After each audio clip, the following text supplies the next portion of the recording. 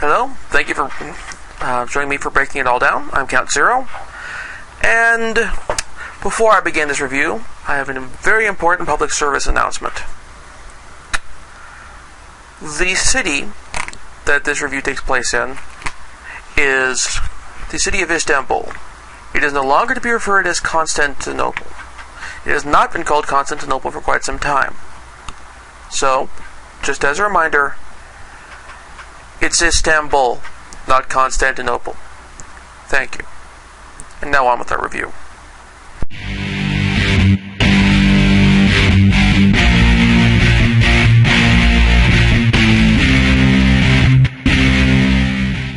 Right. Now we've got that silliness out of the way. On with the actual review. By the way, in case you just skipped through that silliness for some reason, I'm Count Zero. This is Breaking It All Down. Welcome. This week I have another book review for you. This one is of the Dervish House, one of the nominees for this year's Hugo Awards, and the winner of the John Campbell Award, John W. Campbell Award, Memorial Award is the full name of it, for science fiction best new science fiction novel. Sorry for messing up the name of the trophy there. And this book came out last year. It's the most current book I've reviewed thus far, of the two books I've reviewed thus far, including this one. But anyway, so I'm not going to be going as in-depth, spoilerific in this one as I did in the last review. In a large part because, well, this is brand new. The spoiler statute of limitations has not passed. And I'm anticipating also a bunch of new printings coming out, or a new printing of this if it wins the Hugo Award, with the Hugo Award winning novel The Dervish House on the cover if it wins the award. So anyway, might as well actually be topical for once. Before I get too far into this, though, I do want to get into a little bit of a topic about books and science fiction literature. Well, literature, film, television, all that sort of thing. Just think about one subgenre of science fiction, which I consider this book to be part of. And that subgenre is cyberpunk. Now, in the 80s, there was a cyberpunk movement in literature, and that movement has widely considered to have concluded. And we're now getting into stuff like the transhumanism movement and that sort of thing. And that's all well and good, but I don't think cyberpunk's dead. I think cyberpunk, as we thought of it in the 80s, is no longer a going concern. It's not... William Gibson is still writing and all that, but he's not writing your standard neuromancer fare. So instead, I'm going to give my definition for how I define cyberpunk. And if you dispute this, if or anything like that, again, feel free. There are comments. There's a comments box down there. Right down there. Use it. Tell me what you think. And who knows, I might even do with the right feedback, or enough interesting feedback, I might even do a comment show at some point if it comes to crunch time and I don't have anything to write about yet. Or video record about yet. Anyway, carrying on. Cyberpunk. I have basically 6 criteria which I use to define cyberpunk. And try to make this somewhat briefish. First, cyberpunk is a human thing. It is very much about humans. And, all science fiction is to a certain degree how technology affects humanity, or how in contact with other alien cultures would affect humanity, or for that matter, using an alien culture as a lens to examine humanity. But cyberpunk very much is meant to be not necessarily, to a certain degree, how humanity it is changed by various phenomena, but it's also meant to be somewhat grounded, at least in my opinion, how I define cyberpunk. It's somewhat grounded in what humanity is, and something closer to current humanity. Thus, to a certain extent, no aliens. Actually, just no aliens at all. I'm if somebody did Alien Nation in Blade Runner or Blade Runner-esque universe, I would not necessarily consider that science fiction. I mean, this is science fiction, but I would consider it cyberpunk. Also, cyberpunk needs to be basically kind of either a mystery or a heist. It's either hard-boiled or noir in its tone. Probably one of the classic examples of this, as far as in the genre, is, for example, Blade Runner. Rick Deckard is very much your hard-boiled private investigator type character. In fact, in the original theatrical cut, Deckard was delivering a narration through much of the film that was very much in the lines of a stereotypical hard-boiled private investigator monologue, narration, etc. He gets beat up like a hard-boiled private detective does. And that is certainly part of it. Also, the other part of cyberpunk, I would say, is the heist. Or heist elements to it. And in terms of, for example, Neuromancer, which is considered the iconic work of cyberpunk literature, since it's never been adapted to the screen yet, is all about the heist. The main character, I mean, it's not a traditional heist in terms of Ocean's 11 or anything like that, break in, steal the computer files or passcodes, or the diamond or anything like that, the money. Instead, they're stealing an entity, the Neuromancer AI, in the book. Alternatively, this could be a case of where the heist had happened and they're trying to deliver the MacGuffin to someplace. If you're familiar with the term MacGuffin, it's a term coined by Alfred Hitchcock to describe the thing everyone's after. A good example of this from something that's from a more popular film is in the film Pulp Fiction. The MacGuffin is the briefcase. Or remember, Ronan's briefcase is a similar MacGuffin. It's probably the better one because people spend more time focusing their attentions on the briefcase there. It's the thing everyone wants. And so, and again, this story, be it heist, be it mystery, or what have you, is presented either in a hard-boiled sort of detective or something of a noir fashion. There's twists, there's turns, there's betrayals. It could be the main character betrays someone or is betrayed by a friend. If you're unfamiliar with the noir genre as well, on Netflix streaming right now, they have the film The Third Man. I think they have The Big Sleep as well, but I most heavily recommend The Third Man, starring, among many other great actors, Orson Welles. It is the archetypal noir story, particularly a post-World War II noir story. There's noir stories from before then, but this is a good one to start with. Also, cyberpunk needs to be, if not on Earth, within the solar system. This again has to do with it being grounded in something familiar to us. Familiar to a modern audience where it's very quickly you can click in, even if it's someplace which seems exotic to us, like the city of Hong Kong or Japan, or somewhere in Japan, or a city like that. It needs to be someplace which feels grounded, which is close, or very close.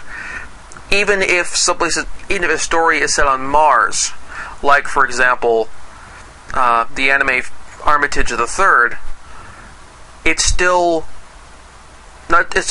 written in a way where the city where the story takes place feels somewhat similar, even if there are walking robot mecha and androids and that sort of thing. Mars, while it's still distant from Earth, is still a sort of mental proximity. It's not in some unknown planet somewhere, which the writers created for purposes of the story. The other thing is, it needs to be metropolitan. It needs to be in a city. It needs to be in a city that is not just a city, but it has to be a downtown city, a crowded city. It could be Hong Kong, just an example. Again, it could be Blade Runner. In fact, the archetypal cyberpunk city is Los Angeles from Blade Runner. It has arcologies and massive buildings where almost cities in their own right. There's these giant urban canyons. It's rainy, it's wet. There's crowding, public transit. You name it, Blade Runner's version of Los Angeles has it. And also, most importantly, well, actually two other important points with Cyberpunk. One, you have to have the cyber of some sort. While people tend to be ordinary, people here are ordinary humans in the sense of they walk and talk and act like you and me. It's a society with money and that sort of stuff. There's still a certain degree something making things slightly different. It could be cybernetics. The classic example is from Neuromancer. You can interface with the internet through your jack in your brain, and thus that changes the way information is processed, but also adds new risks to that. In fact, the whole relationship of humanity with cybernetics and what it means to be human is a large part of the another iconic cyberpunk work, Ghost in the Shell. However, it doesn't have to be cybernetics. It can be BioWare. It can be vat-grown organs. That maybe you have a liver that, while you can still get drunk, it filters out alcohol better than any traditional liver would, or something like that. And in some way, this needs to... It has to be part of the setting, and it helps if it in some way plays a role in the plot. You can still do a traditional murder mystery in a cyberpunk environment, but the cybernetics and that sort of stuff, it helps to have that there and have it play a role. Just to use another example for another cyberpunk work, several of the plotlines of seasons of Ghost in the Shell standalone complex, with a few adaptations as far as location and characters and that sort of thing, if you took out all the science fiction elements, could become a plotline of 24. Some of the cyberpunk stuff plays a role in how the plots and conspiracies are executed in the series. You can't have the standalone complex without some of the... you could have for the first season standalone complex, trying to avoid spoilers here, but the second gig system is based much more technological in focus, and you probably couldn't do that without the cybernetics and that sort of thing. But the whole general conspiracy or whatever could theoretically be done in a more modern, current environment as opposed to something futuristic. But that actually leads me to my next point, and my last point for what makes something cyberpunk. The ultra-tech, the futuristic, must seem mundane, must seem normal.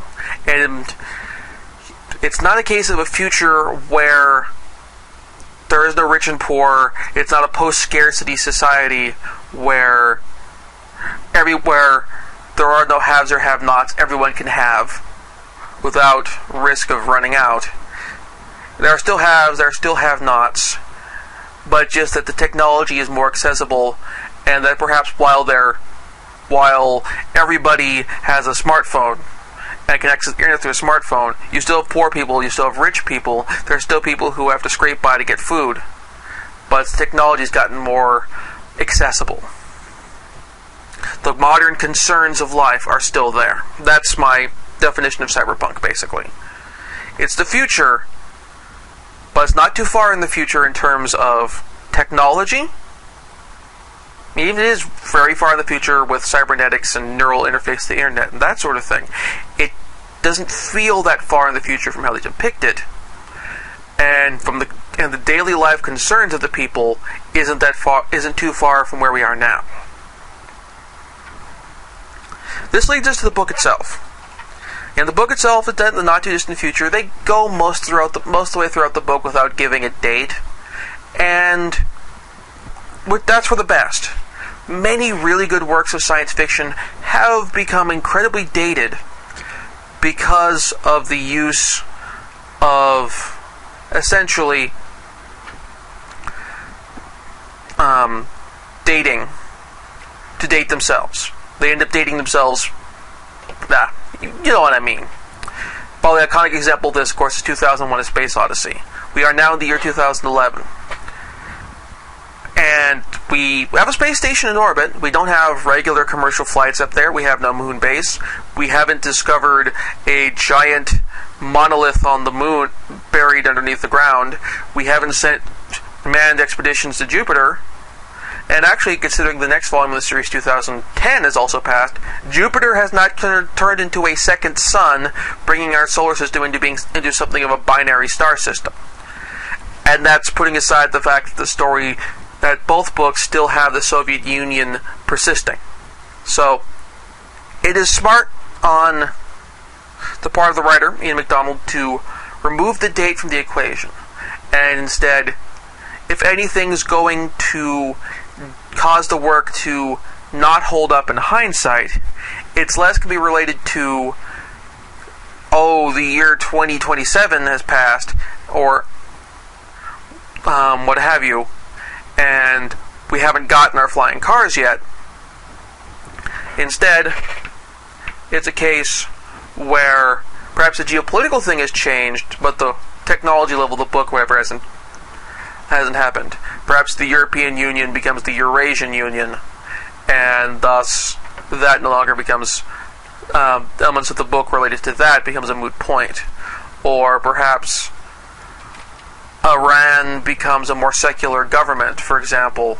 This no longer becomes a point. This all leads me to the next point of the book, which makes it really distinctive in my mind, is the setting. The book is set in Istanbul, as I mentioned in my little comedic public service announcement at the start of this program. Istanbul, and the Middle East in general, is a place which tends to get left out and left in the lurch when it comes to science fiction. Probably... Actually, I can't think of any major works of science fiction, or works of science fiction in general, which really use the Middle East, and in particular Turkey, as a location. And that really makes this book stand out. Istanbul obviously is a real place, but it's a place with history, with a particular evocative atmosphere of what a city is and what it's like. Istanbul is a city it's one of the oldest cities in the world. Straight up. I mean, there are buildings there that are still standing that were built by the Greeks. They were built by the Romans. And these are buildings that are still in use. It's a city that is an organic city more than anything else. Only things we describe perhaps as being more of an organic city might be the favelas of Brazil and Kowloon in Hong Kong. And I don't think Kowloon, as most people think of it as the walled city, really exists anymore. Anyway. So, there's that. The story itself follows 6 different characters, or small groups of characters, each with their own separate plot lines. These plot lines go back and forth, weave around, and intersect with each other, much like the film Traffic.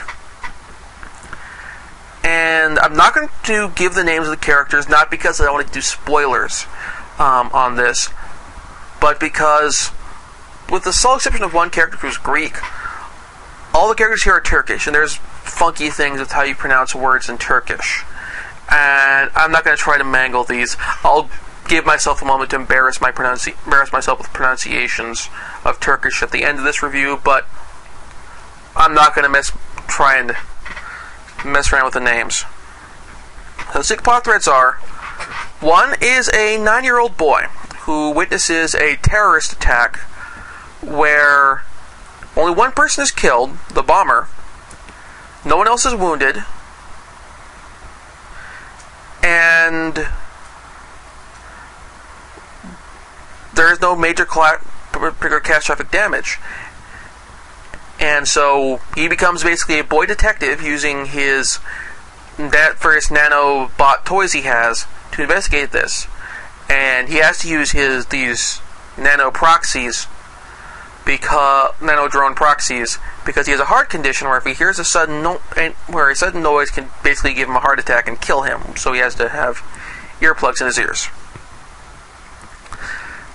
Next plot line relates to a person who's caught up in that bombing and survives. Before he was a slacker, but then he starts seeing Jin, and he starts finding others like him and investigating what this means to them. Third plot line is a retired Greek economist who used to be a professor and teaches this field, and who is brought into a government think tank right when his old flame from his student radical days returns to Istanbul. The fourth plot line relates to a young marketing graduate who's trying to prove herself to a conservative family by basically saving the business of some relatives, or trying to put out a new nanotechnology project that could possibly save the world. Well, not save it, but change the world. Maybe both. However, the catch being that one of their family members is missing. As far as one of the family investors in this business is missing, and they need him to get this done.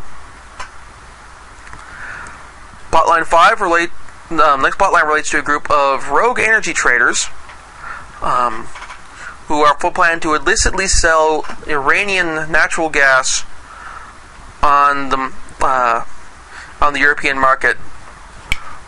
But in the process of setting up this deal, they discover massive corporate fraud in their own firm and have to cope with that. And then finally, we have a religious art dealer in Istanbul, of course, who is offered the job of a lifetime to find a famous lost relic, a mellified man. All these characters, well, one of the group of brokers, but basically all these characters live together live as tenants in a Dervish House in Istanbul, in the older portion of Istanbul. Basically, this has been a house for a order of whirling dervishes. Then that's how the book comes from. Now, those who sat through my review of Diamond Throne will remember that my biggest complaint about the book, of all the problems I have with it, of characters getting stuck with the idiot ball for no good reason, of all the problems I had, the one point which bugged me the most was the lack of a sense of place. There was no sense of where we were. There was no sense of, is this a big city, is this a small city? Here we get a sense of place. Istanbul is as much a character of this story as, well, anyone else's. We go back in the history of Istanbul, where we have the religious relic dealer who search for the mellified man, takes her all the way back through Istanbul's history. We have the Greek economist who has a history with various student protests in Istanbul back in the 80s, the 1980s. So not that too far in the future, but it's back enough that we have it's people here where confirmed real history that people alive today have experienced plays a role in these characters' lives. The history of Istanbul, the architecture, literally, of Istanbul, all just ties in and becomes a part of this wonderful, wonderful book. In case you haven't figured out yet, I like this book. It all just ties in together wonderfully and gives a pervasive sense of atmosphere that just goes through every page of the book like like incense. And also similarly, because of the also just as much as Istanbul is a city of history, Istanbul is a city of mystery. I couldn't begin to count the number of suspense thrillers and spy novels and everything else that goes through the city of Istanbul. And this book, this book really uses that to advantage for the various little mysteries here of finding the mellified man, of finding out what happened to this missing relative, to finding out what's going on with the terrorist attack, to what's up with the Djinn, to everything, all just is just handled very well. And all these plot lines are juggled very well.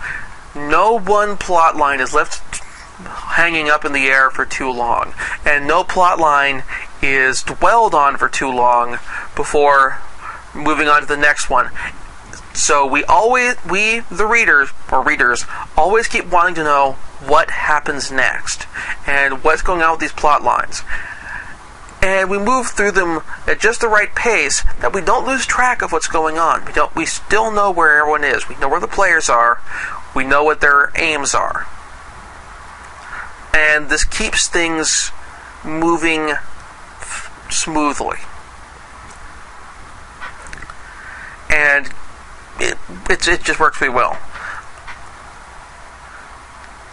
Also, I do need to give one big shout out and applause of all the things I like about this book to Ian McDonald for finding the concept of the mellified man to use as one of the MacGuffins in the story. For those who are unfamiliar with the concept, as I was, mellified men are, as far as we know, a real thing. No one has actually been found, but they have been recorded in various historical documents. The most famous one being one of the Chinese historians, who records of the making of a mellified man. And basically the idea behind one is a mellified man is a person who is essentially embalmed in honey.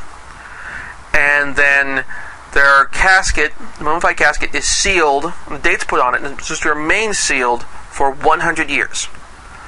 Once that time is up and the mellified man is done, then the casket can be opened, and the product, the honey person product left within, has, according to lore, extremely powerful medicinal properties. That it can speed the healing of a wound, and that, yes, I know you're all going to go ew as soon as I mention this. I did too when I read this. Is that eating the honey of a mellified man can cure all diseases within a person. No mellified man has actually been found, so no one's been able to do scientific research on this. And nobody's decided to donate themselves to science by going through the mellified man process, and even then, it'd be 100 years before we could figure out the solution. As far as for crack open the casket and run tests on the contents within. But it's still, it's one of reality's own adventure hooks. It's a real world adventure hook. If you play tabletop role-playing games, if you play pulp role-playing games, this is something to use as your MacGuffin or what have you for a game. This is something to kind of spur the mind of, what if somebody found one of these? Would it work as advertised? Who would want one of these? Do they want it just for religious financial value? Would they want it for a collection of artifacts? Would they want it to run tests on the honey? Would it work as advertised? Would it cure all diseases? Would it contain some unspeakable magical curse thing? It's really something to kind of capture the imagination. I really have no major criticisms about this book. If I have one complaint, is that the boy detective characters' parents play very little role in the book. They're like the parents and adults in Charlie Brown. They're in the background. They occasionally go wah wah wah wah wah wah, but that's it. And to a certain extent, in the boy detective characters, in his world, as far as in his way he perceives the world, I could kind of see that, as far as for the way it would work for him. When you're 9, your parents love you and take care of you and that sort of thing, and they put a band-aid on your knee when you skin your knee. But sometimes they're just in the way when you're off to your next adventure, and that fits for the boy detective character. But there are other characters who interact with our boy detective, and they don't talk about the kid's parents at all. And so I was kind of disappointed by the fact that the kid is one of the main characters in the book, but his essentially support group of his family plays very little role. And finally, as the book's prose go, it's excellent. It is so good that I'm going to wrap up this review by reading a passage from the very end of the book. This isn't a spoiler, don't worry. If you are concerned about spoilers, if I finish selling you on this and you want to go read it right now and you don't want any further exposure, you can stop this now. I won't be offended. But I want to read this little passage from the end of the book, and this is where I will likely embarrass myself with my failed Turkish pronunciations, but that's okay.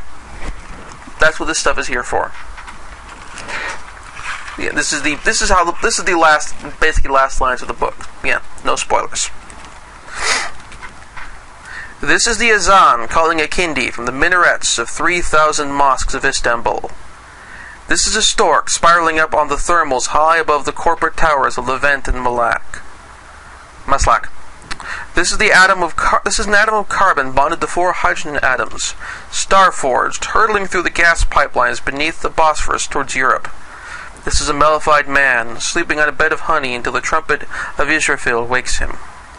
This is 3 men, dead and cold, in the army morgue.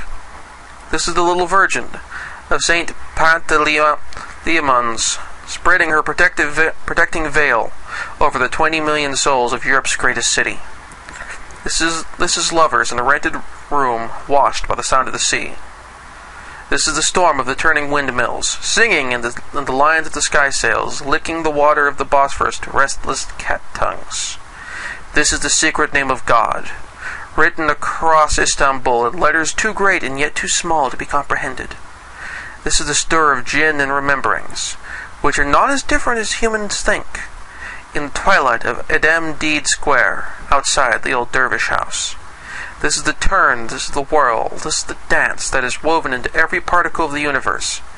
This is the laughter of Hizir the Green Saint. This is Istanbul, Queen of Cities, and she will endure as long as human hearts beat upon the earth. Read this book. Thank you for watching.